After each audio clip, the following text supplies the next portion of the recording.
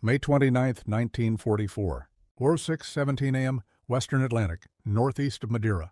The ocean is glass, not calm watching. Salt mist hangs low over the Conne G-tower of U-549 as ballast tanks groan and the submarine breaks the surface. With a tired exhale of compressed air, diesel fumes cough into the morning light. Hatches clang open.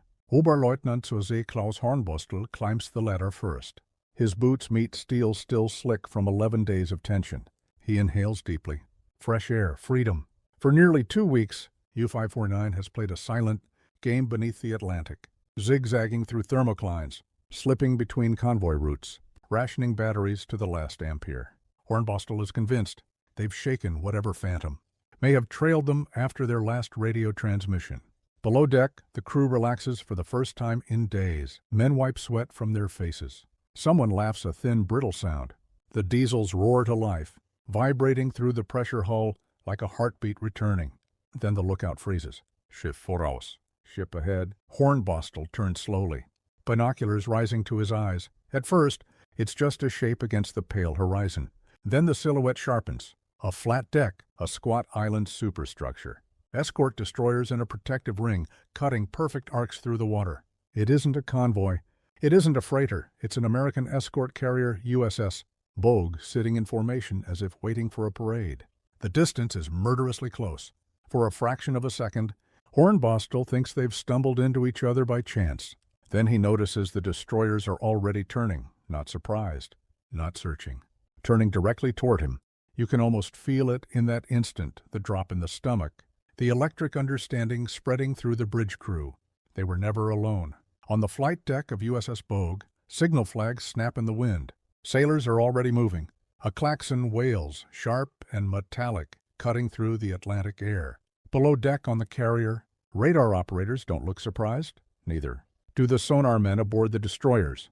USS Ahrens, USS Menges, and USS DuPont, their headphones have been alive with the ghostly pings of contact for days. 11 days. The Americans had tracked the faintest whisper of U-549's propellers through layers of salt and temperature. Every time Hornbostel dove deep, hugging the cold water to hide, they adjusted. Every time he changed course, they followed. HFDF radio direction finding Huff Duff, the sailors call it, had caught the submarine's brief. The transmission, nearly 2 weeks earlier, a fleeting signal. Seconds long, enough. From that moment on, U-549 became prey. Back on the submarine, Hornbostel lowers his binoculars. "Alarm talking!" Crash dive. The order explodes downward through the hatch. But physics is merciless. A U-boat on the surface is naked. Steel. Ballast tanks must flood. Vents must open. Air must escape. It takes precious seconds measured in heartbeats. And the Americans are already moving. From the destroyers, gun crews swing into position. Depth charge crews stand by their racks. Hands on levers. Engines scream as they accelerate. The first splash lands a stern warning fire from a destroyer's 5-inch gun. A geyser erupts beside U-549, drenching the bridge in cold Atlantic spray. Men scramble down the ladder. The hatch slams shut. Inside the control room, red lights flicker as water floods the ballast tanks. Gauges tremble. The angle steepens. 40 seconds. 50. Ventile often. The boat shudders, finally slipping beneath the surface as another shell detonates overhead. For one breathless moment, there is relief. They're under, safe if they can reach depth. Then the first sonar ping hits the hull. A metallic, echoing clang that seems to travel through bone. Ping, ping, ping. The sound isn't searching. It's locked. Hornbostel grips the periscope column as the realization settles like lead in his chest. They hadn't surfaced into coincidence. They had surfaced into a trap that had been tightening for nearly 2 weeks. Above them, the destroyers race into attack position with practiced precision. Depth charge patterns are calculated in seconds. Sonar operators call out range and bearing with calm, clinical voices. On USS Bogue, aircraft crews run toward their Avengers, engines already coughing to life. The ocean that looked so empty minutes ago is now a coordinated machine, and U-549 sits at its center. The first depth charge detonates off the port quarter. The explosion doesn't sound like a bang. It sounds like the sea itself tearing open. Lights flicker. Gauges jump. Men are thrown against bulkheads. Dust and rust flakes rain from the overhead. Another blast. Closer. The hull flexes inward with a low, terrifying groan, like a living thing in pain. In the control room, nobody speaks now. They understand. This isn't a random encounter. This is the culmination of 11 days of invisible pursuit. And somewhere above them, American sailors are already calculating the next pattern, adjusting, tightening, closing. Hornbostel stares at the depth gauge as it drops past 100 meters. He knows the Atlantic has changed. He just doesn't yet understand how completely. Another explosion rocks the hull closer than the last, and the lights go out. Darkness swallows the control room for half a heartbeat. There is nothing but the groan of stressed steel and the hiss of ruptured air lines. Then emergency lamps flicker on dim red halos, casting long, skeletal shadows across sweating faces. The boat is still descending, too fast. Depth? 120 Meter, 130. The gauge needle trembles past 130 meters. Above them, the destroyer USS Ahrens cuts across the surface like a blade. In her sonar shack, a young American seaman presses headphones tighter against his ears. The rhythmic ping returns clean, confident, contact holding steady. Bearing 095, range decreasing. There is no excitement in his voice, just confirmation. They've had this contact for days. It began with a whisper. May 18th, a brief German radio. Transmission intercepted by Allied HFDF stations, triangulated within minutes. The position wasn't exact. It didn't have to be. The Atlantic is wide, but radio waves betray direction. American hunter-killer groups like that built around USS Bogue specialize in patience.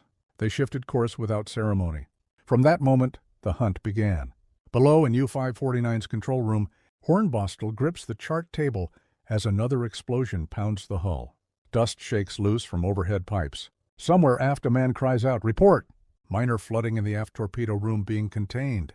The boat steadies at 150 meters. Silence, then a new sound. Not an explosion. A rolling cascade of smaller detonations. The Americans have switched patterns. Hedgehog. Instead of depth charges set to explode at preset depths, these forward-throwing projectiles detonate only on contact, which means they're aiming precisely. On USS Menges, sailors reload the spigot mortar as fast as their hands allow. The previous salvo had missed. No explosion meant no hit.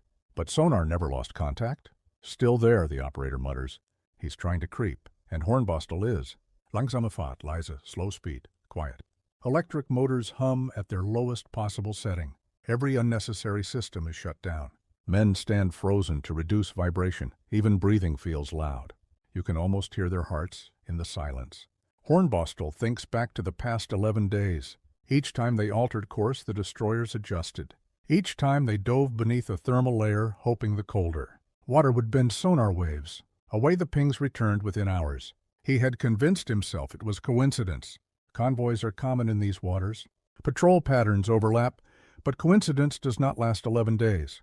Another tremor runs through the hull, close enough to make the pressure gauge spike. A pipe joint bursts forward. A fine mist sprays across electrical panels. "Seal it," someone shouts. Men scramble with clamps and rags.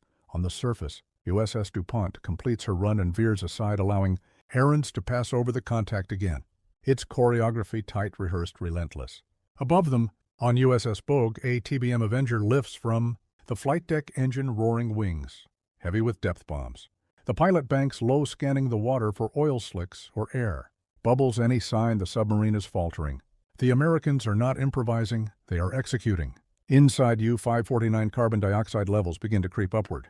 The air grows thick, metallic. A young machinist wipes sweat from his upper lip and whispers, most to himself, "Wie wissen Sie immer?" How do they always know? Hornbostel doesn't answer. Because he's beginning to understand. This isn't just sonar. It's coordination. Radio intercepts narrowing search grids. Aircraft extending vision beyond the horizon. Destroyers maintaining contact and rotating. Attack runs so the submarine never escapes the sound beam for long. A net woven from technology, and every strand tightening. Depth holding at 160 meters, the helmsman reports. That's deep, enough to strain rivets. Not deep enough to disappear.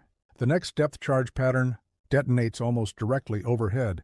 The explosion lifts the submarine fizz. Ickley lifts it before slamming it downward again. Light bulbs shatter. Batteries spark. The hull emits a low stomach-turning groan. For a moment, Hornbostel thinks they've been split open. Water sprays through a seam near the forward compartment. Men throw themselves against the breach with wooden wedges and hammer blows. The boat steadies, barely. In the sonar shack of USS Ahrens, the operator pauses. Contact weakening.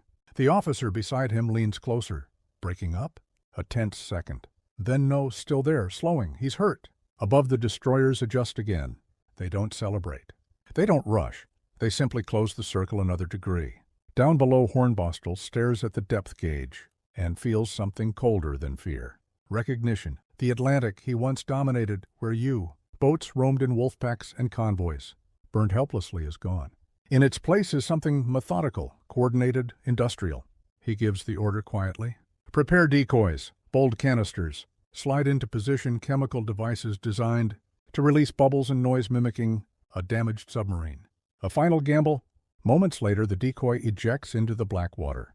Above, sonar registers a new contact, louder, chaotic. For the first time in 11 days, the Americans hesitate. 2 echoes now. One real, one false.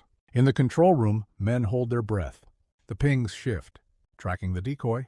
For 3 fragile minutes, U-549 slips sideways at silent speed, hoping to vanish into cold darkness. And then the pings return. Stronger than ever. The Americans had adapted to decoys months ago. Another hedgehog salvo arcs into the sea. This time, there is no hollow silence. There is a sharp, unmistakable series of underwater detonations. Contact. The hull jolts violently, metal screams, and somewhere forward something vital gives way. The forward compartment erupts in steam and spray. A pipe bursts clean from its coupling, lashing like a live wire. Seawater jets across the torpedo room in a blinding arc, striking the bulkhead with a hammering roar. Men dive for valves, boots skidding across the tilting deck. Schott dicht. Seal the bulkhead. The order comes too late. Another explosion slams into U-549's bow, closer than any before. The lights flicker, die, then struggle back to life in a dull red glow. Somewhere beneath the chaos, a deeper sound vibrates through the hull, a crack. Not loud, but wrong. In the control room, Oberleutnant Klaus Hornbostel feels it through the soles of his boots. The submarine is no longer just shaken. She is wounded. Report. Forward torpedo room flooding. Pumps engaged, but pressure rising. The depth gauge trembles at 170 meters. That's beyond safe operating limits for a Type Wyoming C-40B. Like U-549, the hull was designed for punishment, but not this rhythm of relentless impact. Every detonation compounds the last, stressing rivets and seams already fatigued by 11 days of evasion. Above them, on USS Ahrens, sonar operators sit forward in their chairs. Multiple detonations, possible hit. The officer nods. Maintain contact. No cheering, no triumph, just procedure. The destroyers rotate again, USS DuPont, accelerating into position, while USS Menges peels away to reload. On the horizon, USS Bogue maintains steady speed, her aircraft circling in widening patterns, ready to strike if oil stains the surface. The ocean has become a laboratory, and U-549 is the experiment. Inside the submarine, the angle increases 5 degrees down, then 8. Negative buoyancy increasing. Water is gaining. Hornbostel grips the edge of the plotting table. His face is pale in the emergency light, jaw tight, but eyes calculating. If they sink uncontrollably past 200 meters, the hull will implode like crushed tin. Blow main ballast, short burst. Compressed air thunders into the tanks. The submarine shudders violently as bubbles roar upward, fighting gravity. For a moment, it works. The descent slows. Then another hedgehog pattern detonates off the starboard bow. This time the shock wave feels different, sharper. The hull rings like a struck bell. In the forward compartment, a seam along the pressure hull splits open with a violent hiss. Not wide, but enough. Water forces its way in under enormous pressure, slicing through the space in a lethal spray. A machinist is thrown backward. Blood mixing instantly with seawater. The compartment is lost. Schott schließen. The forward bulkhead slams shut, sealing off the torpedo room and the men still inside. There is a moment. A terrible suspended moment, then silence from forward. In the control room, nobody speaks. You can almost hear their thoughts. Above, the sonar operator aboard USS Ahrens leans closer to his headset. Contact noise increasing, sounds like internal damage. He glances at the clock. 11 days of pursuit, and now the prey is bleeding. Hornbostel studies the depth gauge. 165 meters. Holding for now, but the pumps can't keep up forever. Carbon dioxide levels rise again as air grows stale. Sweat trickles down faces streaked with grime. The electric motors strain at low revolutions. Every turn of the propellers a risk of giving away position. Can we still maneuver? Hornbostel asks quietly, "Limited, starboard." Motor fluctuating, another explosion. This one closer aft. The stern jolts upward violently, slamming men against bulkheads. Batteries spark, filling the air with acrid smoke. Somewhere in the engine room, someone begins to pray. Above them, the destroyers adjust for another pass. The American tactics are surgical now, tightening arcs, narrowing attack angles. They are no longer guessing depth. Sonar reflections give them range within yards. The Hedgehog projectiles are aimed forward of the contact, anticipating movement. They know how U-boats try to escape. They've studied every trick. Inside U-549 Hornbostel understands the truth fully now. It isn't bravery that's defeating them. It's mathematics. Radio triangulation narrowing the grid. Sonar beams mapping underwater shadows. Coordinated attack patterns eliminating blind spots. A system designed not for glory, but inevitability. Surface. The executive officer whispers, "It's a forbidden word. Surfacing means guns. Aircraft, certain destruction. Staying means pressure, flooding, eventual implosion." Another tremor shakes the hull. This time, a long, wrenching groan follows metal stretching beyond tolerance. The depth gauge flickers 172 meters. Water seeps through microscopic seams along the control room frame, forming thin rivulets that snake toward the deck. The submarine smells of oil, sweat, and fear. Hornbostel closes his eyes for 1 second. When he opens them, his decision is already made. Prepare to surface. The words land like a physical blow. Some men stare at him in disbelief. Others nod once, grimly. There will be no miracle escape. Only confrontation. Compressed air valves are primed. Remaining ballast prepared for emergency blow. Deck gun crews what's left. Of them move toward the ladder, knowing full well what waits above.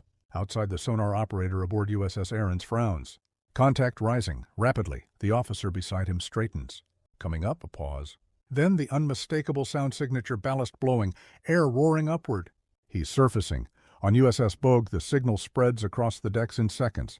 All eyes turn to the sea. Below, inside U-549 air, screams through pipes as the submarine lurches upward faster than before, uncontrolled but deliberate. The hull shudders as pressure decreases. Men grip whatever they can. One last ascent, one last breath of open sky. And above them, waiting in perfect formation, the American hunter-killer group adjusts its aim. The Atlantic erupts. U-549 bursts through, the surface in a violent surge of foam and diesel smoke, her bow knifing into gray morning light. Hatches are already spinning open before the deck fully steadies. Men climb into wind and gunfire at the same time. Euro 6, 4:03 a.m. on the bridge of USS Ahrens. The command is instant. Open fire. 5-inch guns thunder. Shells slam into the submarine's conning tower, punching sparks and shrapnel from steel already weakened by the sea's assault. The deck gun crew of U-549 never has a chance to properly man their weapon machine gun tracers, rake the casing before they can even swing it toward the horizon. Hornbostel emerges onto the bridge into chaos. Smoke burns his lungs. Splinters of metal tear across the deck.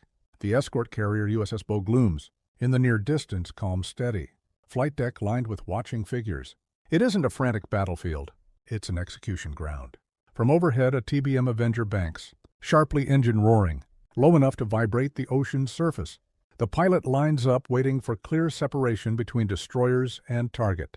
On U-549's bridge, a signalman collapses beside Hornbostel, struck by fragments. Another man struggles with the 20mm anti. Aircraft gun firing short, desperate bursts toward the circling aircraft. It's futile. The destroyers close the range, mercilessly their guns walking fire along the submarine's hull. Below deck, water pours through compromised seams. The forward compartments are gone. Pumps scream uselessly. Electrical panels spark and die one by one. Hornbostel grips the rail and scans the formation one last time. He sees what the Atlantic has become. Not scattered patrols, not blind escorts, but integrated warfare. Radar guiding aircraft before. Sunrise, HFDF stations. Triangulating signals across continents. Sonar beams slicing through thermoclines once thought safe. Destroyers rotating and disciplined. Patterns refined over dozens of hunts. This isn't just an American advantage. It's an industrial ecosystem, and U-549 surfaced directly into its center. A direct hit from Ahrens' 5-inch battery smashes into the conning tower, detonating in a blast of flame and torn steel. Hornbostel is thrown backward, stunned, ears ringing with high-pitched silence. The submarine begins to list. 10 degrees. Then 15. Men spill from the hatch, some wounded, some burned, some already understanding what comes next. Abandon ship! The order tears from someone's throat, whether Hornbostel or another officer. It no longer matters. The Atlantic wind is cold against oil-slick skin as sailors leap into the sea. Life rafts fail to fully deploy. Smoke curls upward from shattered fittings. From the air, the Avenger pilot releases his ordnance. Depth bombs detonate near the stern massively, pillars of water rising like tombstones. The concussion lifts, the rear of U-549 grotesquely before slamming it. Down again. The hull breaks its last line of resistance. Water surges through open hatches. The bow dips sharply. Hornbostel, bleeding and half-deaf, struggles to his feet just long enough to see the American formation holding steady, not chaotic, not cruel, simply precise. He understands in that final second that this war beneath the waves has shifted beyond courage or cunning. The technological gap has become lethal certainty. The Atlantic is no longer a hunting ground for the Kriegsmarine. It is a graveyard. The stern rises, abruptly screws lifting clear of the water for a brief, terrible silhouette against the pale sky. Then U-549 slides downward. No explosion, no dramatic break, just the sea swallowing steel. Within minutes, the surface is scattered with oil, debris, and struggling men. Destroyers slow cautiously, lifeboats, lowering only after confirming no further threat remains. American sailors haul survivors aboard, faces grim, silent. They have seen this too many times. They know the pattern. They know the ending. In the sonar shack of USS Ahrens, the operator removes his headphones slowly. Contact lost. The officer beside him nods once. Mark time. 06:52 a.m. 11 days of tracking. 9 minutes of surface battle. Below at more than 150 meters, U-549 settles into cold darkness, another steel hull joining hundreds already scattered across the Atlantic floor. Above, the hunter-killer group reforms its protective ring around USS Bogue. Engines steady. Radios hum. Aircraft return to deck. The machine resets. Because somewhere out there, another signal might already be crackling across shortwave air. Another U-boat commander might believe he has slipped unseen into open ocean, and somewhere a sonar ping will answer,